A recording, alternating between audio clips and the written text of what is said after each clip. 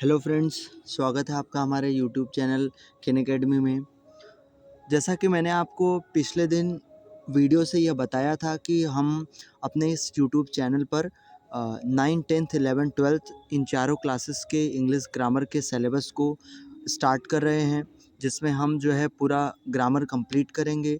और इसके साथ साथ जो सबसे इम्पॉर्टेंट चीज़ है वोकैबुलरी, वो भी जो है हम करेंगे, जिसमें हम 9, 10th, 11th, 12th के जो इंग्लिश की बुक है उसके सारे वोकैब को पूरा करेंगे।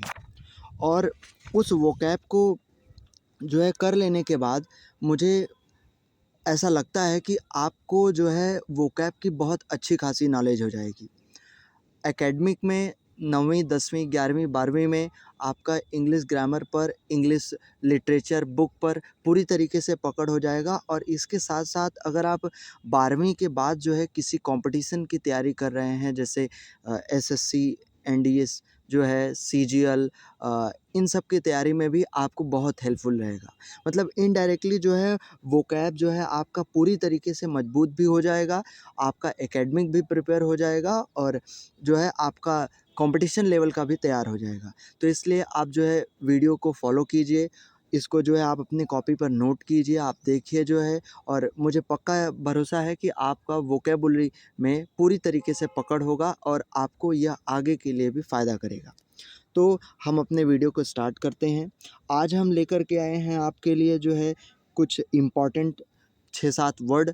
हम आज उसको सीखेंगे, उसको देखेंगे और उसके बाद फिर ऐसे ही हम रोज़ वोकैबुलरी लाते रहेंगे, जिसमें आपका वन वर्ड होगा, इडियम्स एंड फ्रेजेज होगा, होमोफोन्स होगा। तो ऐसे ही हम इसको डिस्कस करेंगे और बाकी ग्रामर के सिलेबस को पूरा करेंगे। तो आज का जो सबसे पहला हमारा वर्ड है, वो वर्ड है हमारा रैग्ड। आप सभी लोगों को जो है रैग्ड वर्ड के बारे में पता होगा कि रैग का मतलब होता है कि किसी का फटा पुराना कपड़ा। तो आप कह सकते हैं कि जो रैग्ड का मतलब होता है वो होता है फटे पुराने।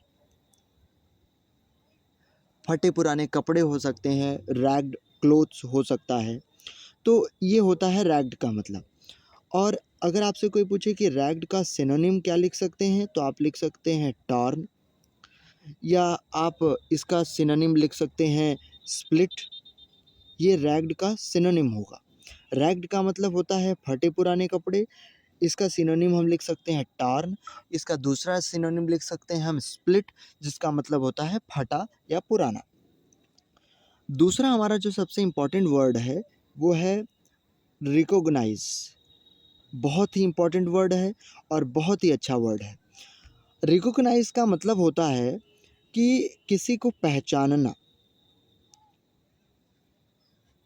पहचानना मतलब किसी से अपनी पहचान बनाना, उसको पहचान लेना।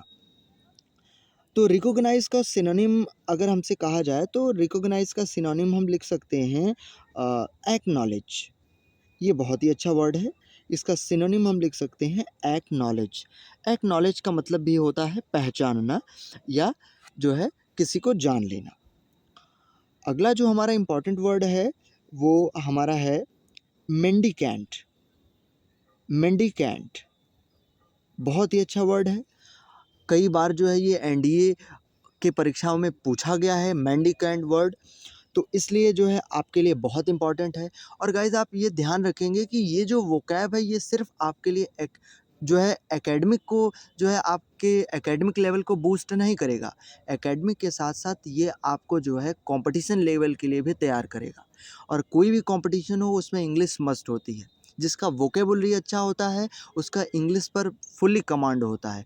तो आप इस वीडियो को रोज़ देखिएगा, डेली देखिएगा, अपने कॉपी पर नोट कीजिएगा। तो आप देखेंगे कि आपको 2 महीने, 3 महीने और सालों के बाद आप देखेंगे कि आपकी इंग्लिश बहुत इम्प्रूव हो गई है। तो हम अगले वर्ड की तरफ चलते हैं, मेंडिकेंट। मेंडिकेंट का मतलब होता है भिखारी, मतलब जो मांगने वाला, यानी जो भीख मांगने वाला। मेंडिकेंट का मतलब भिखारी। इसका सिनोनिम सबसे इजी होता है, आप जानते हैं, इसका सिनोनिम होता है बेगर। बेगर का मतलब भी क्या होता है, मांगने वाला या भीख मांगने वाला, उसको कहते हैं मेडिकेंट या बेगर। अगला जो हमारा सबसे इम्पोर्टेंट वर्ड आता है वो होता है सर्कमस्टांसेस। कई बार आप लोगों ने इस वर्ड को सुना भी होगा, बहुत इम्पोर्टेंट वर्ड है ये सर्कमस्टांसेस। सर्कमस्टांसेस का मतलब होता है कि परिस्थिति। परिस्थिति का मतलब कि जो है किसी आप बुरी परिस्थिति में पड़ गए, आप किसी अच्छी परिस्थिति में चल रहे हैं, तो परिस्थिति का जो इंग्लिश होता है वो होता है सर्कमस्टांसेस। सर्कमस्टांसेस का मतलब परिस्थिति, और इसका सिनोनिम आप बहुत ही आसान होता है, लिख सकते हैं सिचुएशन लिख सकते हैं।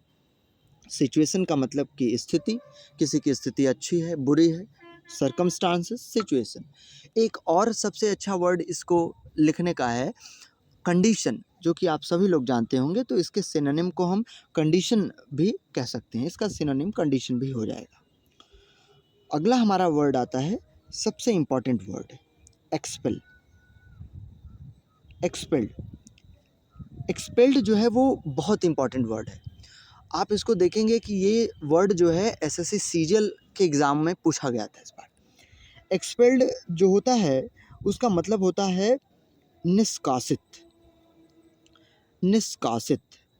निष्कासित का मतलब होता है कि किसी को बाहर कर देना, किसी को निकाल देना, वंचित कर देना किसी को।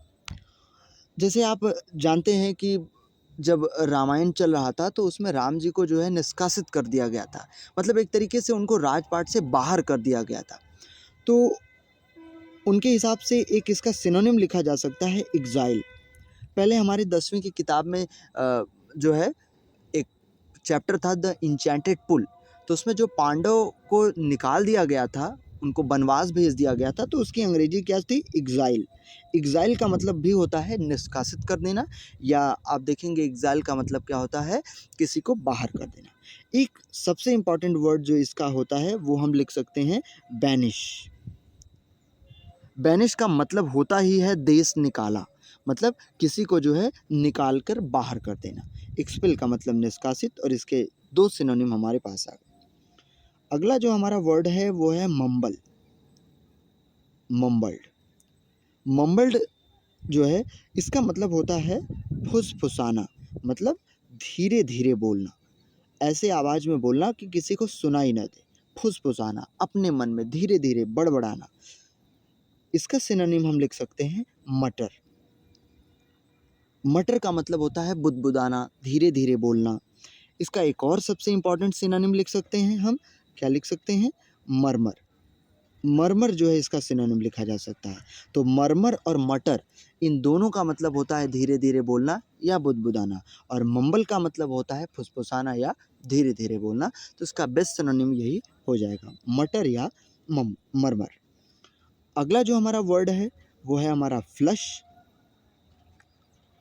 फ्लश का मतलब वो वाला फ्लश नहीं, बाथरूम वाले फ्लश नहीं। फ्लश का मतलब होता है गुस्से से लाल। गुस्से से लाल, मतलब आप किसी के ऊपर जो है बहुत अत्यधिक गुस्सा कर दिए, तो आप गुस्से से लाल हो गए, आप एकदम क्रोधित हो गए, फ्लश। तो फ्लश का मतलब क्या होता है गुस्से से लाल। इसका आप जानते हैं बहुत सारा सिनोनिम है।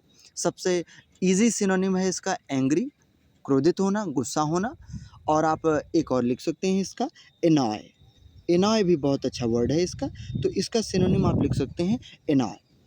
ठीक है। और फिर हमारा आज का लास्ट वर्ड जो आता है वो होता है स्विंडल। स्विंडल, इसको हम स्विंडलिंग लिखेंगे तो स्विंडलिंग आता है। स्विंडलिंग का मतलब होता है किसी से पैसा ऐंठ लेना, किसी को ठग देना, किसी के साथ धोखेबाजी कर देना। तो इसका हिंदी लिख सकते हैं हम पैसा ठगना, मतलब किसी को बेवकूफ़ बना देना। अब आपको पता है धोखेबाजी कर देना, किसी से पैसा ठग लेना या उसको बेवकूफ़ बना देना, ये क्या है, इसका सिनोनिम क्या हो सकता है। तो इसका इजी सिनोनिम हो सकता है चीट करना, मतलब किसी को धोखा देना, किसी से पैसा ऐंठ लेना। तो स्विंडल का जो सिनोनिम है वो चीट हो सकता है। तो आपने देखा कि आज हमने जो है ऐसे 8 इम्पॉर्टेंट वर्ड को किया, ऐसे ही रोज़ हम 8 इम्पॉर्टेंट वर्ड को 7 इम्पॉर्टेंट 8 मतलब जितना हो सकेगा उतना इम्पॉर्टेंट वर्ड को करेंगे और आप धीरे-धीरे जो है आप देखेंगे कि आपका जो वोकैब है वो बिल्कुल मजबूत हो रहा है इस वीडियो से। तो आप जो है इस वीडियो को रोज़ देखेंगे, डेली देखेंगे, अपने कॉपी पर नोट करेंगे, उसको प्रिपेयर करेंगे। तो आज के लिए इतना ही। Thank you for watching this video.